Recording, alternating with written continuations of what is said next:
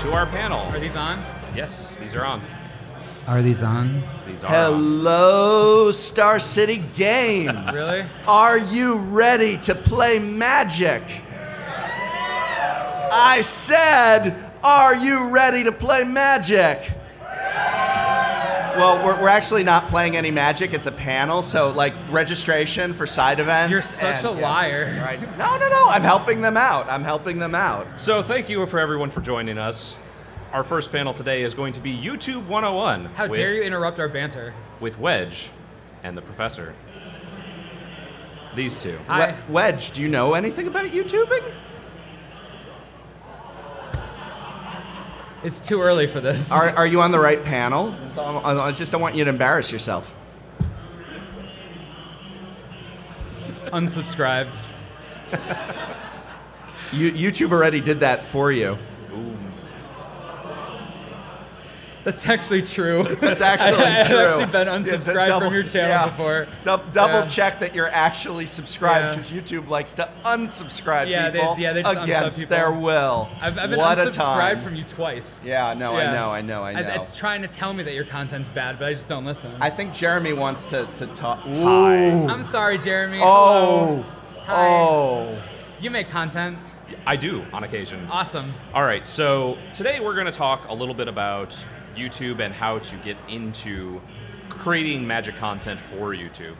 So the first question is pretty simple. How did you get into making content for YouTube? Let's start with Wedge. Okay. I've been watching YouTube since 2005, like its inception, like Evolution of Dance level YouTube, Yeah. long time ago. And over time, I just grew to love the community. YouTube just seemed like a place where I belonged more than, my real life. So when I graduated college and was trying to figure out what to do, just with my existence, I was like, hey, I really like Magic, I really like YouTube. Let's just do this while I look for a job. Oops. And then from there, it just sort of grew really fast. Okay, so you kind of got into so it I right just at the sort of- beginning. Yeah, it was 2013. I was like, oh, this would be a cool thing to do. I would really like to, bring high video quality content for Magic to YouTube because I love Magic, and I want to yell at people about Magic because all my friends stopped talking to me because I get too annoying about it. So I was like, oh, I could just yell at the internet. They love annoying things. I didn't think anyone would actually watch. So yeah, joke's on you guys. All right, Professor, how did you get into it? Well, I mean, I was always a kind of creator at heart, and I'm the sort of person who, when I was a kid, I like made my own magazines. Nintendo at full power, why subscribe to Nintendo Power when you can subscribe to a second grader who makes a magazine called Nintendo at full power? And I was always one of those teenagers with a camcorder doing skits and stuff like that. I wanted to be a writer when I went to college. But as for just starting in YouTube, I too was a big consumer of YouTube content and loving YouTube shows and programs. And I wanted to make something that was not like anything else that was out there. And it really was just meant as a one-time video experiment where I wanted to make a singular video about card sleeves, and I took the 4 what I thought were the most commonly found card sleeves in stores and wanted to offer a review and evaluation of them that would I felt that when you go to, like, at the time, MTG Salvation or Reddit was kind of taking off then too, people would make posts all the time, what are the best card sleeves, are these card sleeves any good? And people would answer, but then it just disappears. And I thought YouTube might be, it's just, in 2 days you can't find the thread.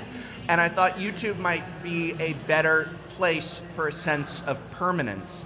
And so I thought, I'll do this one video. And my goal was that Google will not cut you a check until you have $100 in ad earnings.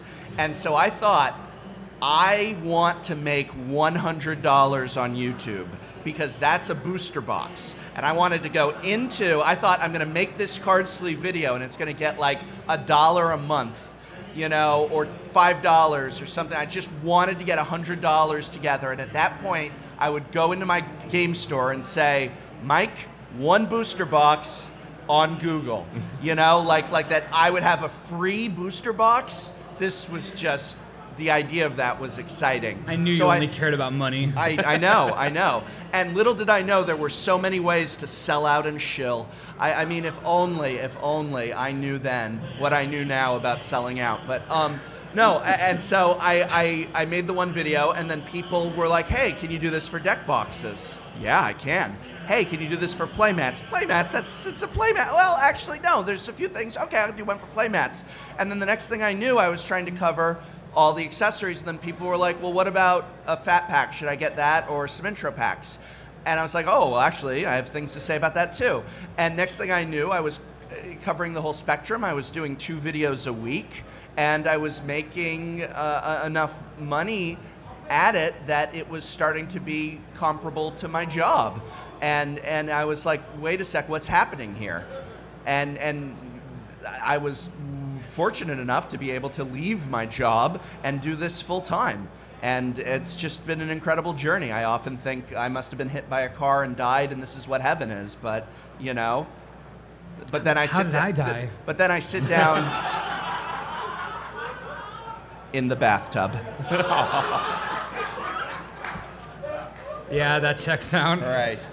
I'm pretty sure that's... But then I have some... Then I sit down and play Magic, and some matchups I'm like, oh, no, wait, I'm in hell, so, you know.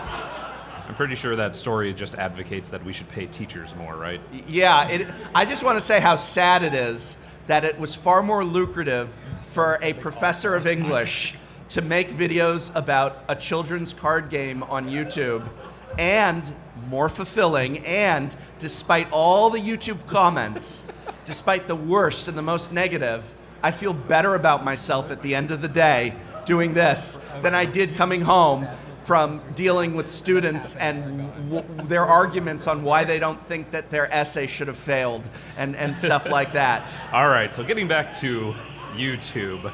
All right. So first off, what are your opinions on how you believe if someone came in and said, hey, I'm looking to start a YouTube channel, I want to know, like, what's the first thing that I should do to actually start this up? If it's Magic related, you know, great. Even if it's not Magic related, like, what's the first thing that they should go through to actually get this started up? Okay, so the first piece of general advice that I always give is no matter what you're in, no matter what game, genre, topic, anything, never make content for other people, make it for you, because if you won't watch it, or if you wouldn't like it, why would anybody else? Yeah. Right? And I think a lot of people make the mistake of, oh, I think people would enjoy this, rather than I enjoy this. I hope other people will enjoy this. Those are the people who grow. If you can't sit through your own video, why should I? And I hear this when I talk to people a lot, where they've maybe made their first video, and I might point something out, and they go, oh, I didn't realize I did that. I haven't watched it. I just finished it and uploaded it. And I'm just, well, why didn't you watch it? You know, not really interested in it.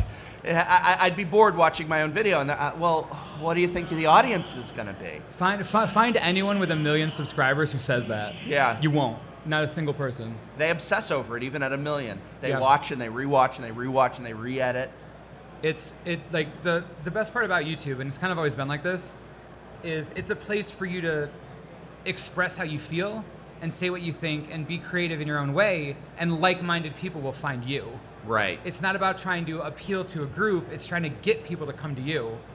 And that's what makes the platform so nice. That's why it's so low pressure, ideally, is that you just make what you want, and if you don't make what you want, people will notice.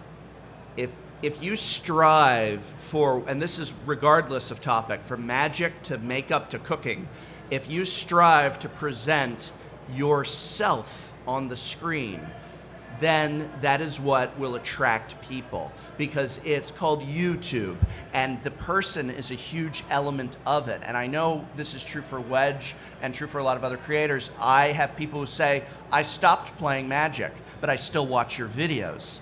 And I'm like, well, why do you do that? I say that, well, I'm confused. Why? Are you planning to get back into it? No, I just like you, and I like your experience. And if you say, I'm going to try and be this person, or I'm going to try and be someone I'm not, or present something that I think will just get popular, then that's that insincerity will not work.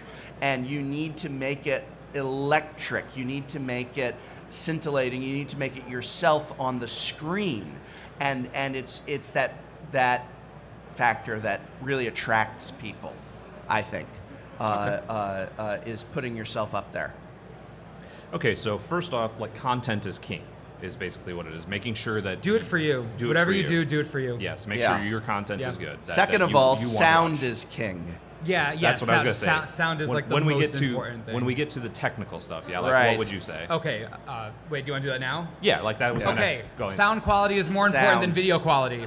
That will always be Everyone true. in here knows. Everyone in here knows, if you pull up a YouTube video and it's got like 360 potato cam quality, but it's got good sound, you can sit through it if it's interesting. It's because you don't cringe because your brain isn't having a seizure. Right, but if you pull up a video and it's in HD and the sound is crap and garbled and worse than speakerphone, you turn it off in 10 seconds. Sound is priority one. If you're looking to invest in anything tech related at all, please make it a microphone. Yeah. Please make it a microphone. You can get microphones these days that'll just do a great job for, $40 to $80. I was gonna say I have a $40 Cardroid Yeah. microphone. It's USB. Sounds better than like 90% of everything on YouTube. Right. Simplest investment you can make, and makes your videos a million times more watchable, no matter how bad the video quality is. Yeah. Sound is so important because if the sound's bad, you can't sit through it like you can if the video is bad. It's like, yeah, all right, I can sit through that.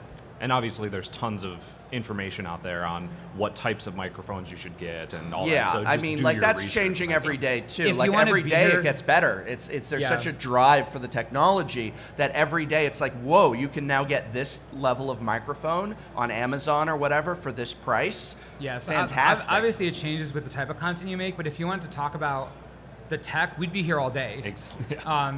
Between like podcasts, my style of video, your style, we could literally talk forever. Yeah, because there's so many the type of different- microphone that you would use for your YouTube videos is obviously much different than the type of microphone that a podcaster would use. Oh, yeah. Yes, absolutely. So do your research on what you would want. Just base $40 Cardroid microphones are fine. They will do whatever you want at a base level. Snowball Yeti, I think, Please. is one of those, Yeah, those that's old also a good one. Or standards. the- Well, if you go for the Audio Technica 2020 is 2020 is the one. my favorite. yeah. It's like 30% off right Yeah. now on Amazon. These are Yeah. all under Yeah. $100, you Yeah, know, these are- and they will immediately make it so that your video has better audio quality than more than 50% of what's on YouTube. I'd say even higher than that. Yeah, to be and honest. I'm not joking with that number. And that right there is a clear advantage because people can actually sit and listen to what you have to say. Then make sure you have something to say. So beyond the technical aspect, Yeah. if we go beyond, okay, now doing the content for you, Yep. Right. the audio is the king for your technical things, for your production. When we get to actually looking at like the back end of YouTube, Okay. what would you say is the most important thing? Is it your thumbnail? Is it your tags? Is it your title? Is it when you launch? Is it what day you launch? Like, which one of these, like, what do you think is the most important thing on YouTube to focus on? Or is it just make sure you have all of it at once? So from a purely YouTube backend, this is kind of my jam. I'm all about YouTube's algorithm because it changes every like 6 days when they get upset. And Wedge really, like, this is the question for him because way back in the day, Wedge had so many more subscribers than me, and he took me under his wing and told me all this info, and I applied it all, and now I got twice as many as him, and I just got to say, he did a great job showing me everything that I needed to do. Don't know how that happened. Me neither. All right, so back end of YouTube, at least right now, all YouTube cares about is watch time. That's their number one stat. They just care about how long you watch something. Doesn't matter how much of the video you watch, as long as you watch it. As far as what you can do, besides just making like 3-hour-long videos of nonsense, which just, please don't do that. The most important things, at least as far as searchability is concerned, that's going to blow your mind. Subtitles. Yep. Subtitles right now, manually inserted subtitles, not the automatic ones, manually inserted subtitles are the first thing, it is the first thing that YouTube searches before title, description, and tags. Not joking. Subtitles. No joke. So if you do anything and you want to like push searchability, if you really want to grow, add manual subtitles no matter what you're saying. Try to fit in like buzzwords into your videos so that they come up as subtitles. And as long as you manually insert them, they have priority on all search terms, always, ever. So that seems like it would be Always. very simple for something like where you're scripted rather than where you go on a 3-hour tirade. Yeah, don't go on 3-hour tirades. If you're scripted, it's good. A lot of people who do pack openings don't add subtitles, but they should because they're using buzzwords the whole time, like card names, set names, stuff like that. After subtitles, it is a huge drop off in searchability. Subtitles is very, very high. Like it's prioritized above everything. And then below, it's title, and then description, and then tags. Tags used to be really important. They're not anymore. But people started abusing them. So tags have been made practically useless. It's much more important if you put things in your description. What a lot of creators are doing now is if they use a script, they're copy-pasting as much of the script as they can into the description until the box fills, because that counts as searchability. It will still come up for you. So think of it this way.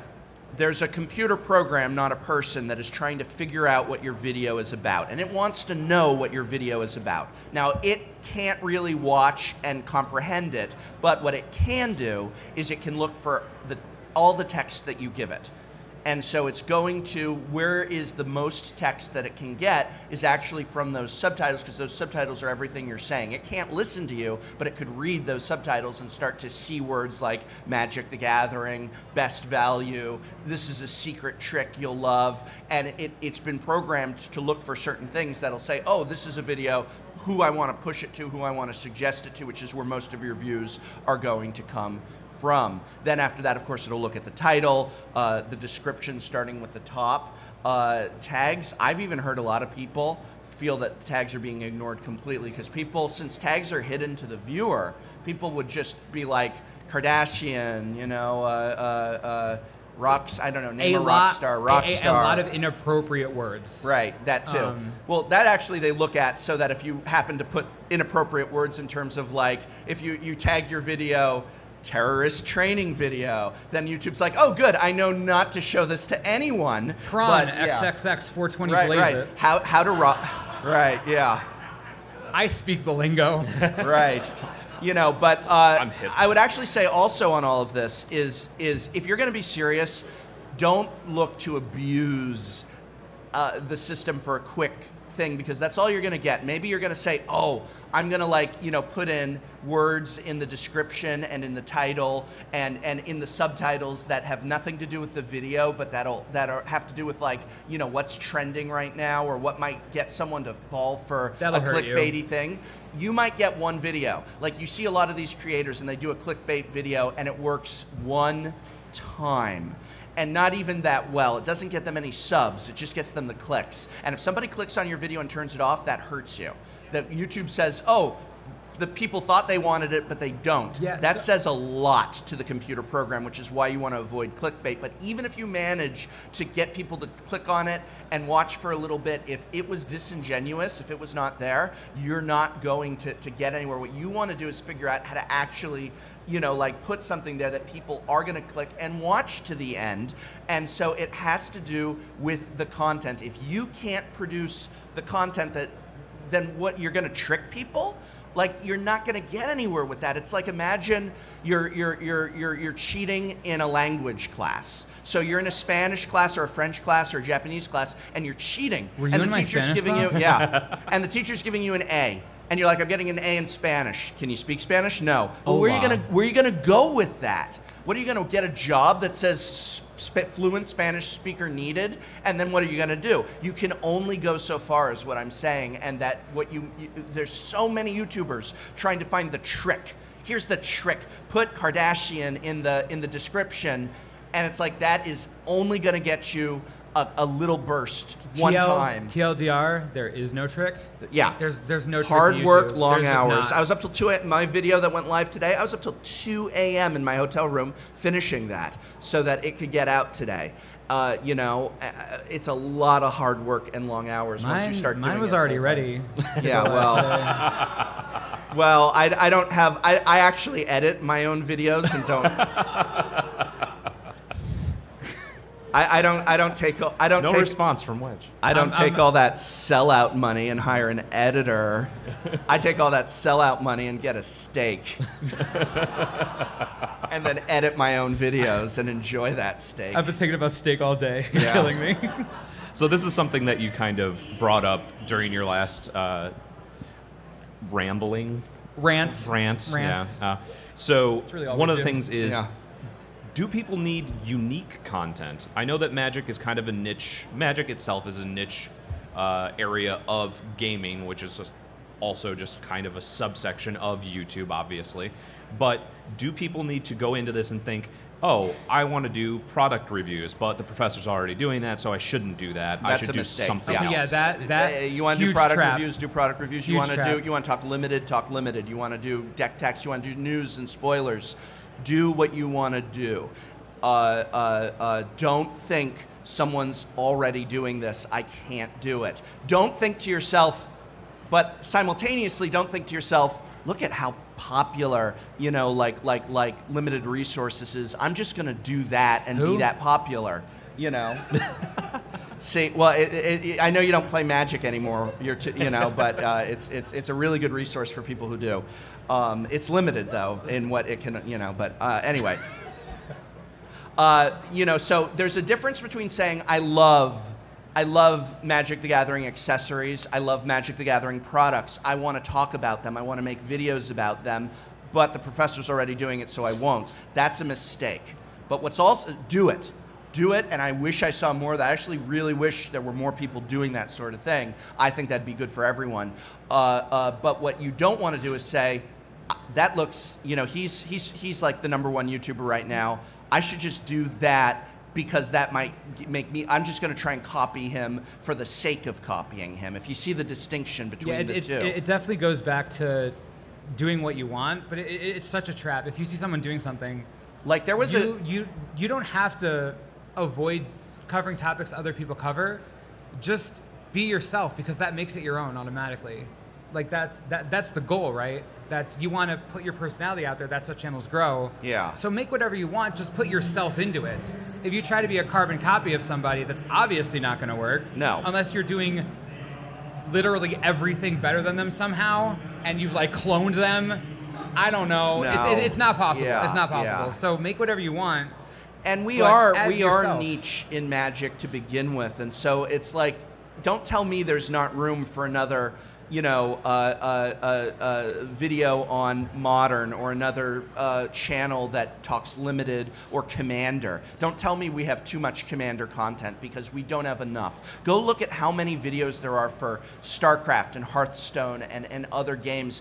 The smallest people over there have 1 million subs. And when people say to me, like, right now, what am I at, like 325? And the fact that I'm the biggest at 325 Casual sub drop. Well, I'm using it Welcome to my life, dude. So I'm using that more as a way to say it's really not a big deal. Like, there are failing StarCraft channels with more subs than me. And so I'm using that to emphasize we need more content creators.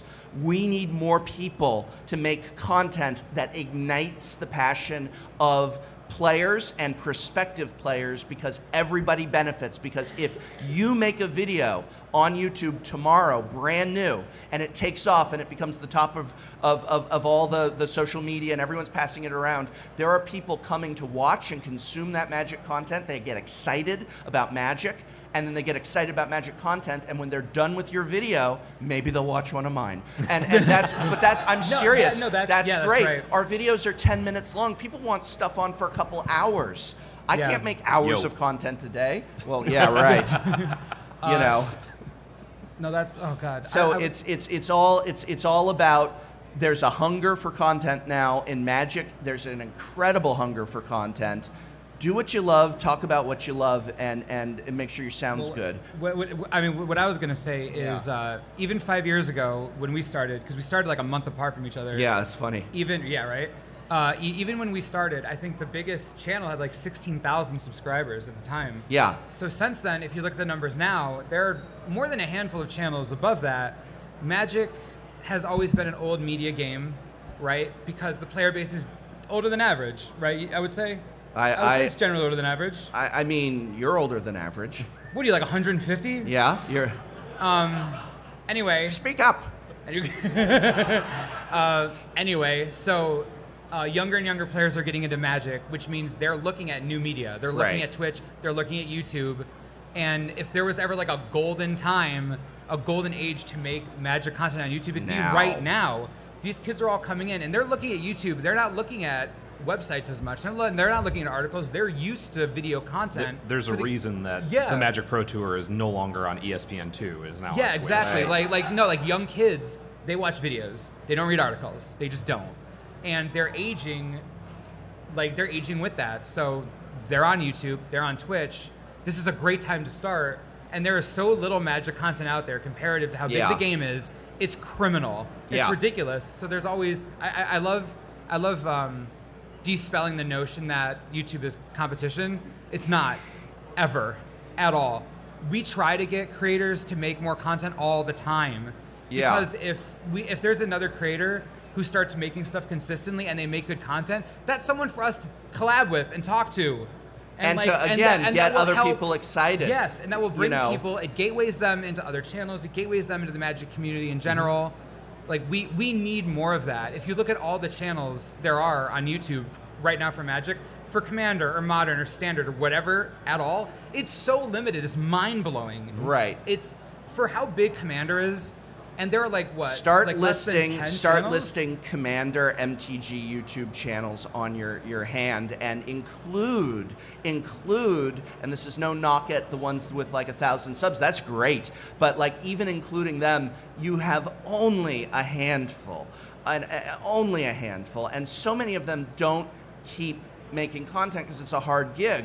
I mean, you know, just a few years ago, there were Commander content channels that are no longer making new content, and it bums me out because some of them were really great, and they just can't keep it up. Real life gets in the way sometimes, or there's other factors, and so then go down the spectrum. What about Modern? What about, you know, news and previews? What, you know, product reviews? I can't believe no one else is doing product reviews. I would honestly say that Commander probably has the most creators covering it, and it's still ridiculously low. Yeah, if it's the most popular casual really format, which it is. As obviously, on a personal note, it was actually really helpful for us as more people got into it, because we were doing the Commander Versus series.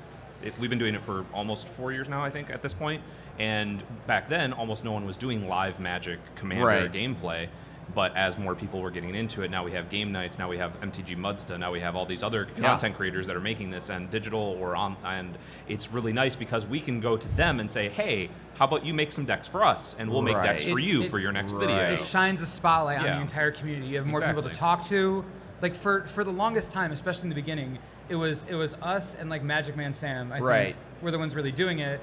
And you run out of people to talk to because people aren't sticking to it. They don't keep with the content. They get discouraged.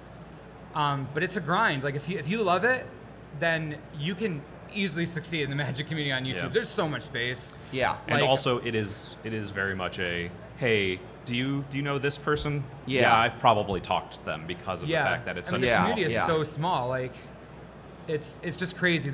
I think this game, for how big the game is, the ratio is probably the smallest YouTube community of any major game. Which again, this really is the golden, you know, era to start making content. That make it now. Anything. And here's another thing that you don't realize about content. Let's say you were making comedy skits on YouTube, okay?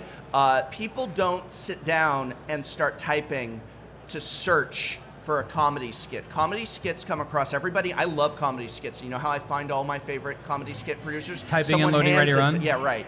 Well, but even Loading Ready Run, someone hands it to me, right? Someone suggests it to you. But when you sit down with Magic, you start looking for it. You say, Commander, Selesnya, competitive deck, and you try and find that content. We have an extreme advantage. We're friends with larger YouTubers, like some of these folks in the millions, and they say they're envious of us because what we're making is content that people seek out. YouTube stops showing our videos as suggested videos to people, we still have an okay position because people are searching for us. So even if YouTube stops suggesting us, people are still searching for what's going to be in the new set. What's this? What's the best deck box? What's a really good legacy deck for under $1,000? Stuff like that. Yeah. And then they find one of us, and this is why having a diversity of creators is important, because let's say that person types in competitive Selesnya commander deck. I don't have a competitive Selesnya commander deck, but maybe you make that video, and again,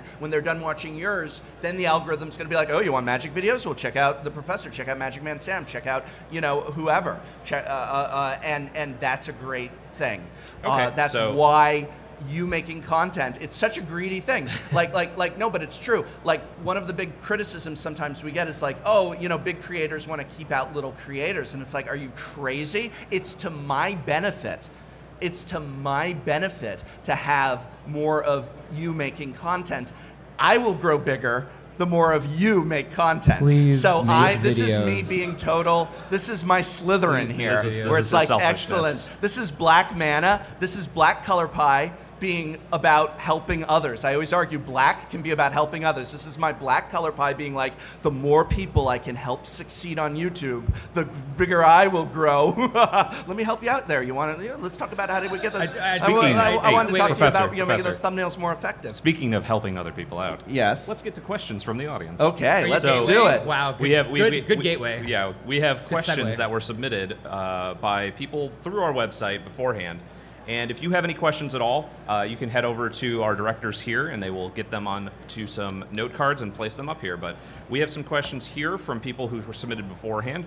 The first one is from Sasha Rowley, and this seems to be probably more on the Professor than Wedge, but what kind of video editing software do you use? I use Final Cut Pro X on Mac. I use Mac for editing, and at this point, I would say the software is incredibly intuitive. I'm self-taught. I literally just opened up the program on my computer and tried to figure it out and did. I've never taken a single class. My major is not even English, but creative writing, which is not even really a subject hardly. What is that, you like draw unicorns? Yeah, you're not far from it. Write about unicorns. Describe a unicorn. You get an A for showing up in creative writing classes. So what I'm saying is if I can do it, you can do it with Final Cut Pro X, and there's a lot of other programs, but that's what I use. And as you were talking about before, with how much reach YouTube has, there are plenty of different tutorials. There's so many tutorials. There's so much information on how to do YouTube videos nowadays. Adobe Premiere Life, though? Adobe Premiere. Yeah, that's what we use. That's right. Command Zone uses Adobe Premiere. Josh is on Premiere. It's because it's good. Yeah. So's Final Cut Pro. Okay. Anyway. So the next one comes from Jacob Sisson. How much time do you guys actually get to play Magic the Gathering? You're talking about it so much, making the videos. How much, do you see yourself more or less now that you're doing content full time? Far less. I play Magic, besides playtesting for deck techs, which is basically all of my playing now, almost never. Like, when the channel first started, I was like, oh, I'll still drive out to F&M's, which is like 30 minutes away from me, and now it's like, I've been playing Magic for 10 hours today. I'm testing a deck that is not good, so I just can't. I have no time. But testing a deck, but that's the thing is like, do you consider the time that, like Wedge, for example, spends playtesting a deck as playing Magic? Because Wedge does way more playtesting than I do by far. Wedge is in there, in the trenches, playing like crazy for his deck techs, and I actually kind of have an hour cap on it because I need to move on to the next thing, and I'm like, okay, I'm going to do this many games and such.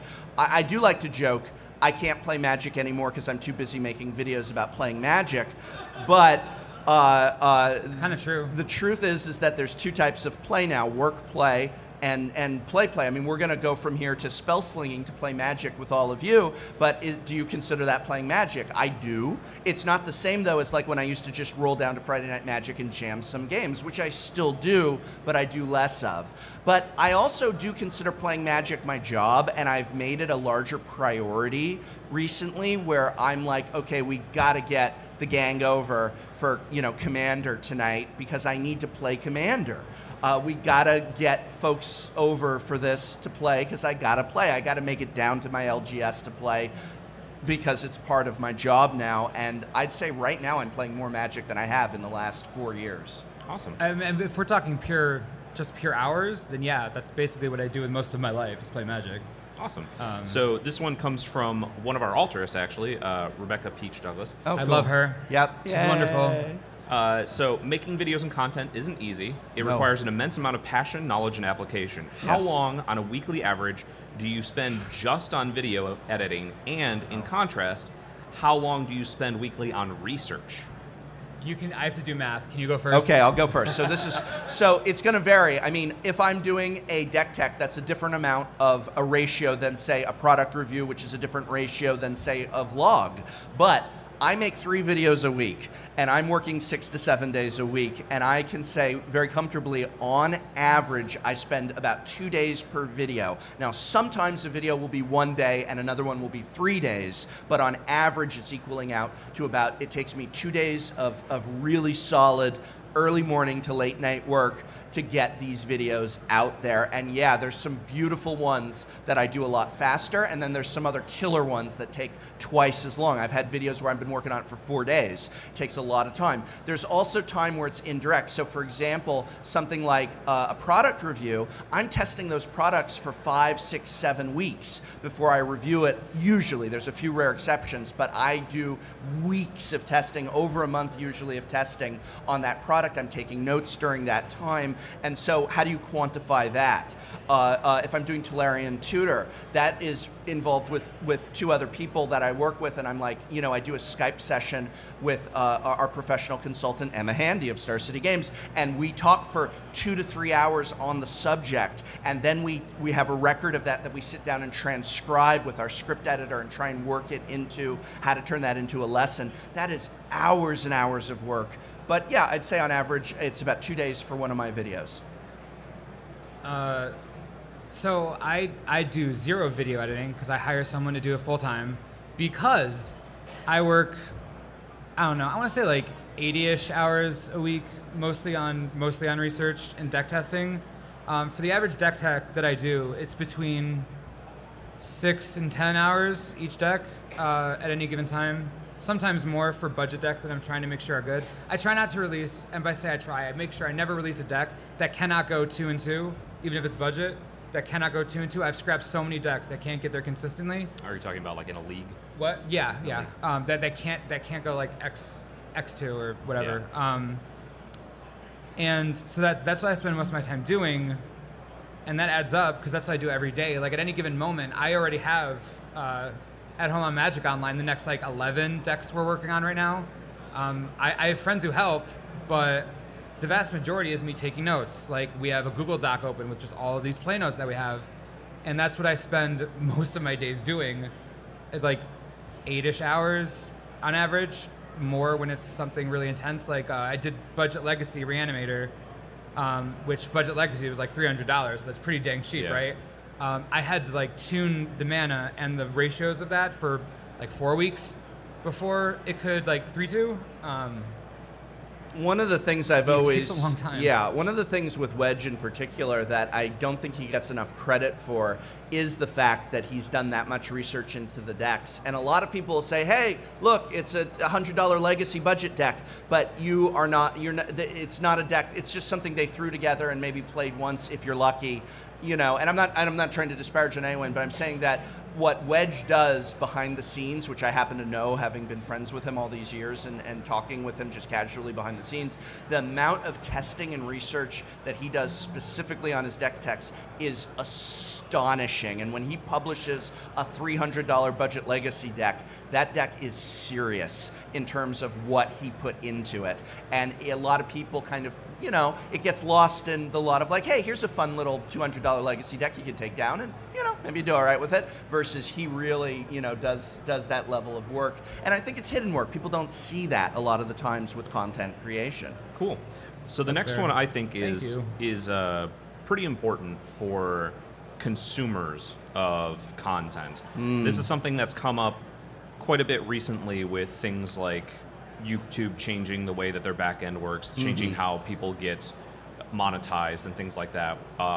So Jason Westbrook says, for someone who doesn't ever want to create content, how can we consume MTG/YouTube content more responsibly? And also, how can we show our appreciation for your hard work?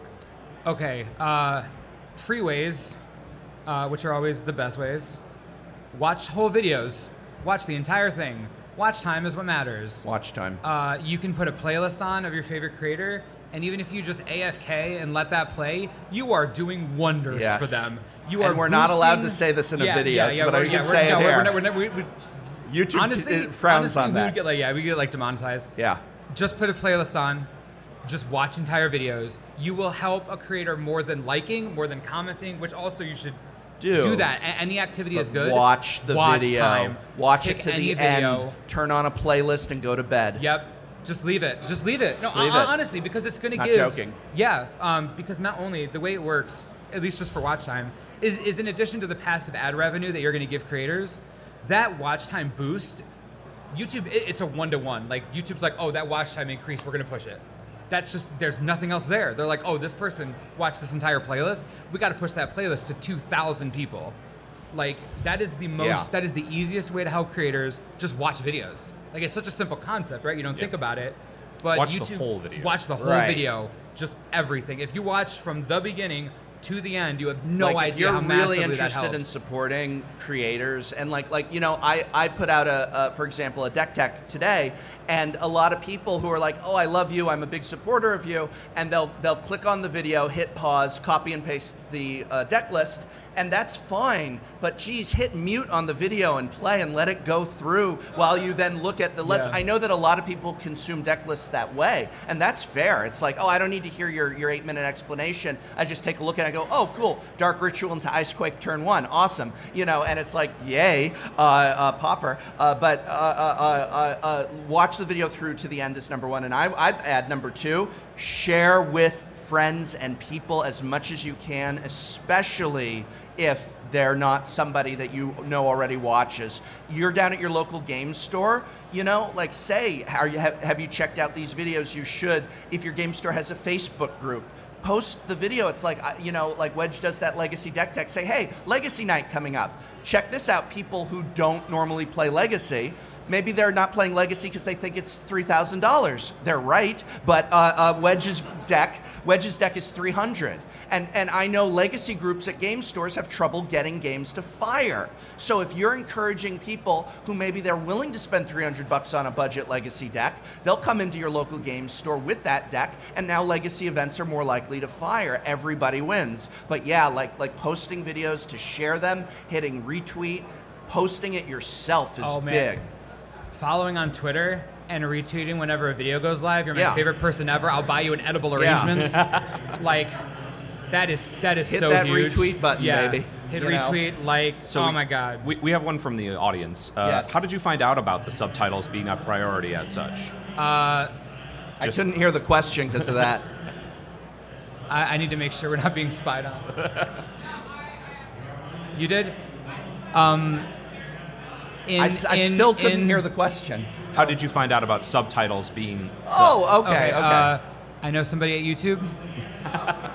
That's all I'm going to say. I'm not joking. I found out 99% of everything I know about YouTube backend from Wedge. There we go. Yeah. All right.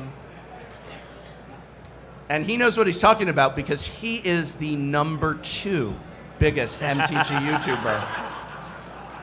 Number 2. So from David Kirby, we have one that says, what are your suggestions for those that have been uploading, streaming regularly and doing the right things but are struggling to reach people? I guess we have to define what are the right things. Okay, so that's the first thing I would comment on that person who asked is, are you sure you are doing the right things? Because if you're doing the same thing, you know what the definition of psychotic is, right? Is you're doing the same thing and expecting different results. So I hear That's this insanity, from people. not psychotic. Okay, whatever. English major.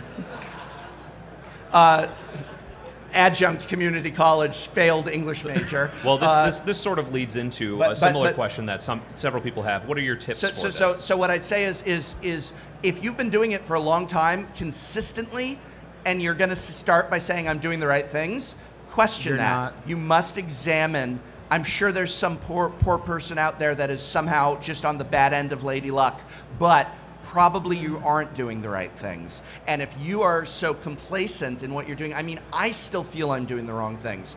I feel every video I upload, I didn't do as good as I could have done, and I can refine and I can do better, and I'm changing and evolving. And if I see these people and I feel bad because they're great folks, and it's like your video from today looks the same as your video from 2 years ago. You're doing the same thing and it's not working. So why are you still doing the same thing? So a bit of a harsh truth that was brought up to me really early on, and it's gonna suck to hear, but for Twitch specifically, if you're not growing on Twitch, it's you.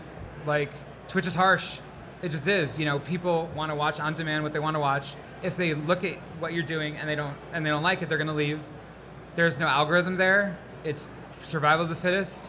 If you're streaming regularly on Twitch and you're not growing, you have to change what you're doing. You're doing something wrong. Especially since Twitch is where it's at right now. Yeah, Twitch is the number one growing platform for that sort of stuff. They are. You need to change something, and if it's on YouTube, yes, you're a bit of a slave to the algorithm. That's true. That will always be true. But if you make consistent content and you try to make each video better than the last one you made in some way, if you try to continually innovate, you will get better. You will not go downhill. Right. You'll grow. There's so much room in this community that if you make videos for 2 years and you're not going anywhere, look at what you're doing wrong, because you're definitely doing something wrong. And I think it's very telling, and I again, it is harsh truth sort of thing, and I don't mean to single this person who asked the question out, but the fact that they put in their question, I'm not doing anything wrong, was the first thing I heard, in like, that's what you're doing, that's wrong to think I'm not doing anything wrong. Because I am doing a lot time. wrong. Me personally, I know I'm doing a lot wrong, and I've got a list of things that I need to improve on, and I've got the idea and the understanding that there's things that I am doing wrong that I'm not aware of, and I'm searching for them. Because there's stuff that I'm screwing up in, and the first time whenever I meet other YouTubers, big and small, is I always try and ask, what do you think I'm not doing right on my channel? And I don't want to hear, you must be doing everything right because you have 300, screw that. No one says that either. Yeah. If you're like a creator, no one will say that to you. Right. Like, oh, you're doing everything right. Right. No one will say that to you. And that's by the way, I happen to know from speaking with pros and stuff that's how you get better at Magic the Gathering. If you sit down to a game of Magic here and you say I'm not doing anything wrong, every pro will laugh at you. And they'll say you'll never make it that way. You have to look at what you're doing as a professional Magic player, so I am told by the pros, and you have to be able to say, where am I in need of improvement? Where am I making mistakes? And if you sit down and go, I did everything right, my opponent's a luck sack, guess what? That's not how you do it. But don't have that same approach. If you're all laughing at that because you understand Magic, so if you want to understand YouTube or content creation, apply that same principle to it, and don't be like, oh, I'm doing everything right.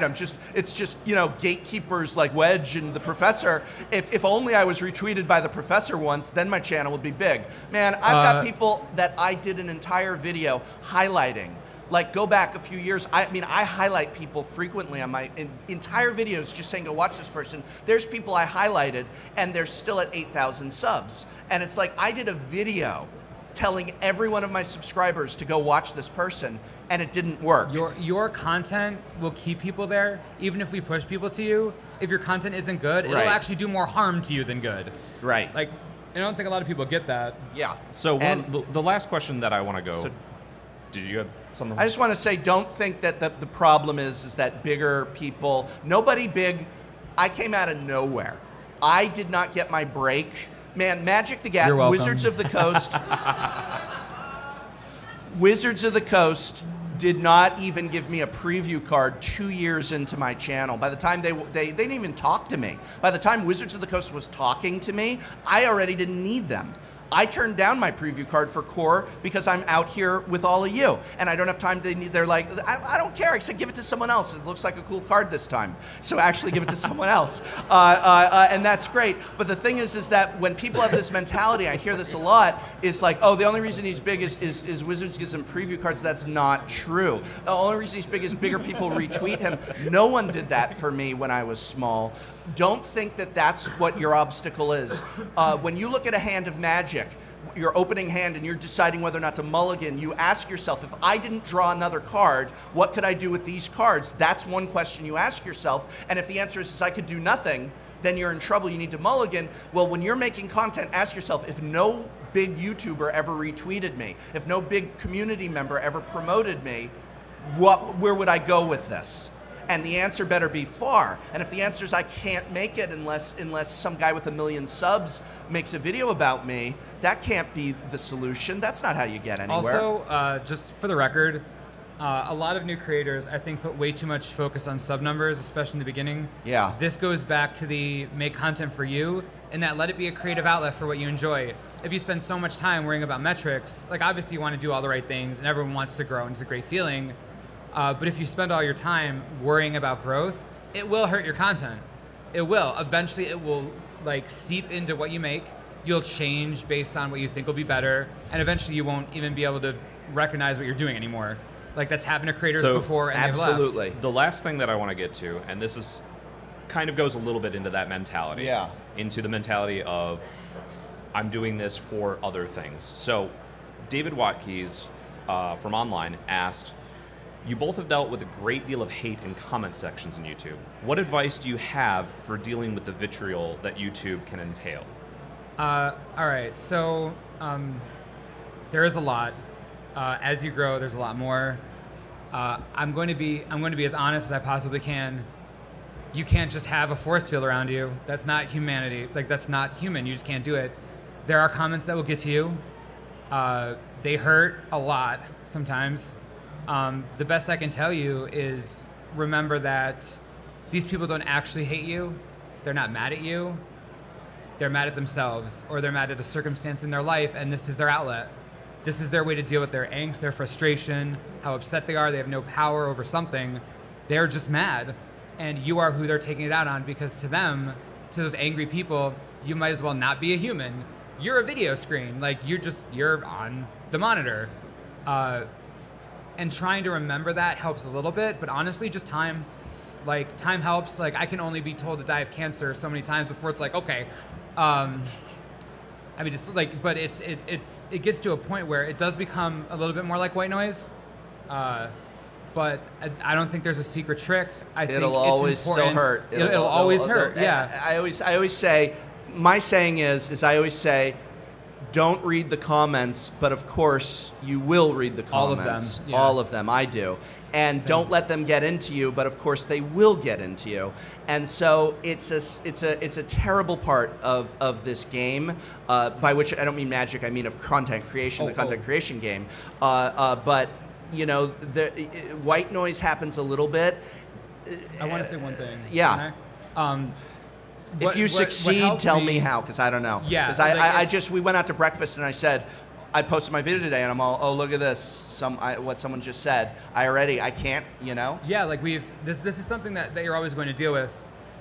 When I got really bad mentally, one of the only things that kept me going was reading good comments. Now, we're humans, so we will focus on the bad instead of the good, right? Because the bad, it digs deeper. But every once in a while, just look at a good comment and think about what it took for that to happen. Someone watched your video, or they listened to your podcast, and they took enough time out of their day to tell you something nice, or to tell you that they liked it. And that's huge. Yes. If you positively impacted one person, that's amazing. You've changed somebody's life with something that's out there forever now. That's truly amazing. And it's not going to get rid of the pain of negative comments, and it's not going to get rid of like the hurt, but yeah, it'll remind you that what you're doing is good, and there are good people out there. And it's if you can't hold on to that, then that's probably what'll stop you from making it. If you appreciate the good, if you do appreciate a content creator's content, say something. Say anything. It even is just put a boost. smiley face in the comment, Yeah. like anything. And you might even think, I'll read 20 20 good comments. I'll read 20 good comments and one bad comment, and sometimes all I remember is the bad comment. That's the one that gets in. We got to make it 50 good comments in a way. But like, if you're a creator, read and try and remember those good comments. You always remember the games that you lose Right. in Magic. Yeah. Way worse than you remember the It's just dozens of games that you I've win had formulaically. people just people saying they want you to be dead is very common. Yeah. I've had people make threats on my family, though. Same. I've had people say really sick things. Like, I get very upset. I have a lot of guests come on whenever I can, and like those are the ones that really get me upset when people go after my guests, because I feel very protective. Like, even if they're other content creators of equal size and stature, I still feel like I invited them into my house, and then one of my viewers said, "Die in a fire," which was something that someone actually said about one of my guests, and I was so angry about that. But I'll say this too: the one comment that sticks with me more than the threats against myself and my family, all of this, I remember it so clearly. It was 2 years ago at PAX, where I had been invited out to PAX by Wizards of the Coast. I got to interview Mark Rosewater Must and all have that been stuff. nice. How was the that community cup that year, Wedge? Sorry, I what? hear it was really fun. Sorry, what? I hear it was really fun. I wouldn't know, but. One person made one comment at the end. I did a video every day at PAX, and one person said nothing more than, "You have squandered your time here at PAX." And I could not stop for like a month saying to everyone, this person said I squandered my time at PAX. This person said I squandered my time here. I've squandered this opportunity. I've squandered all that I've been given. And because it's that little voice inside yourself that agrees with them. Someone says die in a fire, and you're like, no, I don't want to die in a fire. But someone says you did a bad job, and you think, yeah, that hurts I did. so That much hurts worse. so much worse. Oh my God. Okay, so thank you so much to the professor and Wedge for coming out. Where can people find you online? Well, in case it wasn't obvious, you can find me on YouTube. And if you wouldn't mind watching that video all the way to the end and posting it to your friends and Facebook groups and stuff like that, turn the playlist on before you go to bed, that would be awesome. Wedge, are you on YouTube now? Yeah, I have a channel called MTG Goldfish. Oh, yeah, that's great. Yeah, That's awesome. yeah, it's pretty sweet. Do a lot of something, I don't know. If you love MTG Goldfish, you'll love the Manosaurus. You'll love the Manosaurus. So we talked about microphones. So your home microphone must make your voice sound way different. And why do you go by Seth online and Wedge here? First of all, I actually go by Saffron Olive. Okay. Seth, probably better known as. Yes. Yeah. If you could say the whole thing, it would have been. I don't know what Seth means. That's fair. If you just say the whole thing, it's fine. So thank you all for coming out today. I hope you had a wonderful time, and I hope Good you have luck a in your wonderful time with the games. rest of your SCGCON. Have fun.